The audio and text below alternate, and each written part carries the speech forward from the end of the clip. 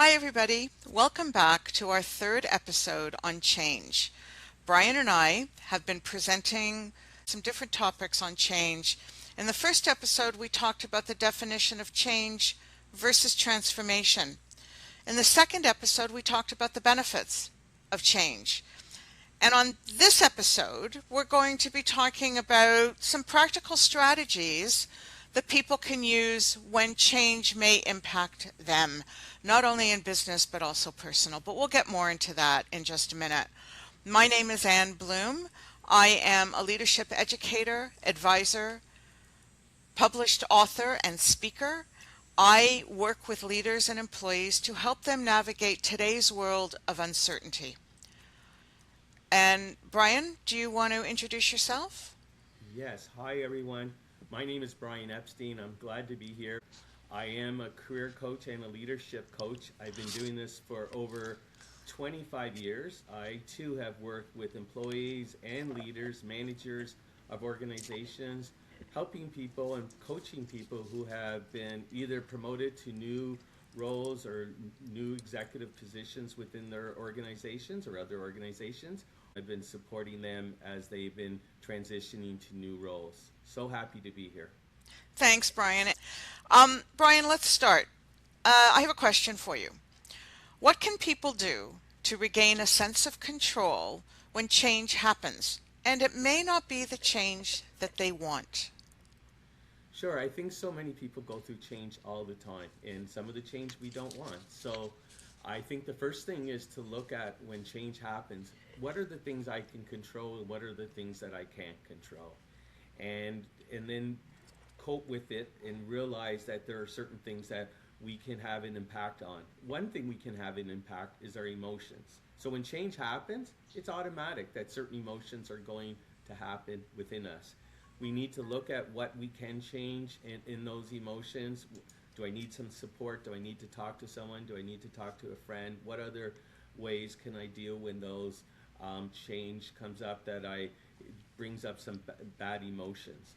The other thing that I think we need to do is should I do more exercise? Should I get into another support group that's going on that might help me when a change is happening?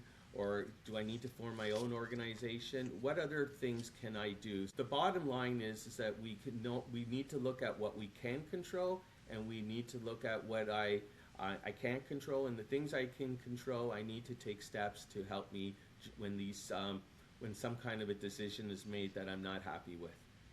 I agree with that. Absolutely. I think it's important to just take the control back. Yes, Deal with what we can deal with, and if we can't deal with it because it's out of our control, then sorry, but let it go. exactly. That's all we can do. I have a question for you, Ann. Uh-huh. What practical strategies can individuals use to become more resilient and adaptable during periods of transformation? This is an interesting question because there's so many different layers of responses to this question. But I think it's important that we recognize that change is going to impact all of us at any time, whether we are ready for it or not. And so we need to focus on the things, as Brian has already said, that we can control. We need to develop our own self-awareness. So how will that change impact us, and what can we do with it? Um, you know, we all have that 3 a.m. in the morning wake up call where things just start and our brains start swimming and we start thinking about the negatives. I call those negative saboteurs. And as there's saboteurs, there's three ways of dealing with them. Can you deal with it right then and there? Can you write it down and deal with it when you have a clearer head in the morning and you've had a good night's sleep? And if you can't do anything with it, do you have the strength, the power, and the control to just let it go? So, you want to focus on what you can be curious about, certain things.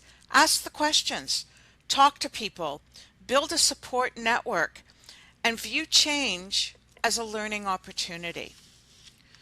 When we're talking about resilience and change, there's a number of attributes and behaviors that we need to put in place. Brian's already talked about your emotional control, but there's also being able to adapt to it and welcome those changes and shift your plans quickly when you can. And there's also the realistic optimism, maintaining hope and focus, and knowing again what you can keep a firm grip on and what you have to let go, I guess. And then the behaviors protect your well being. Always protect your well being. Give yourself permission to take some time to do the physical or to just keep a steady and clear focus. Communicate openly. Share your feelings, share your thoughts, share what you want others to know about you, and learn and grow from the circumstances. Learn and grow from the situation. So, as we talk about being resilient in change, we're talking about what we can accept, what we can't accept, and what we can do about what we accept. And the same thing for what we can't accept. That's all resilience. Let me leave you with another question. What if change wasn't the problem? What if our relationship with change is the real challenge?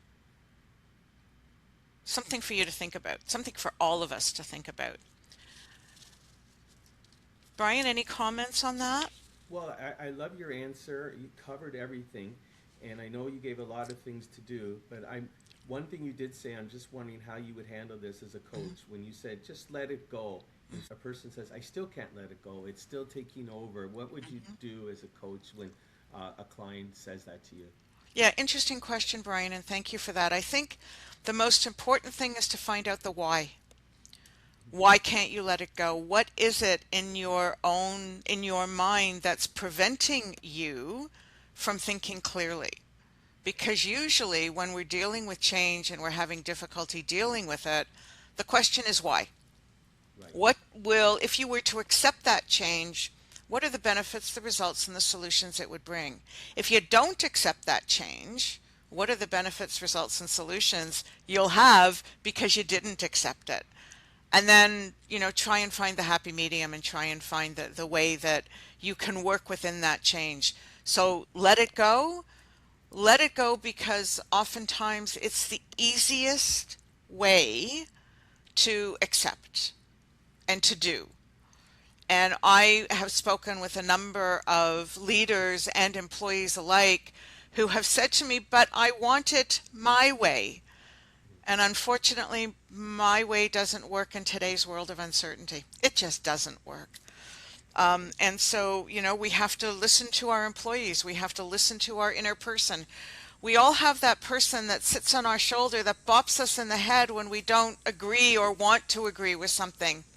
Listen to your intuition because it will never guide you in the wrong direction. Thank you everyone for listening. Brian and I are thinking about what the next part of our series will be. We'll be coming back.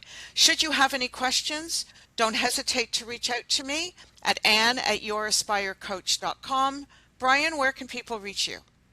You can reach me at my website, epsteinsuccesscoach.ca, and there will be a phone number, an email, and you can also set up an appointment with me. So looking forward to talking to anybody who would like to reach out. Thanks everybody. Have a great day.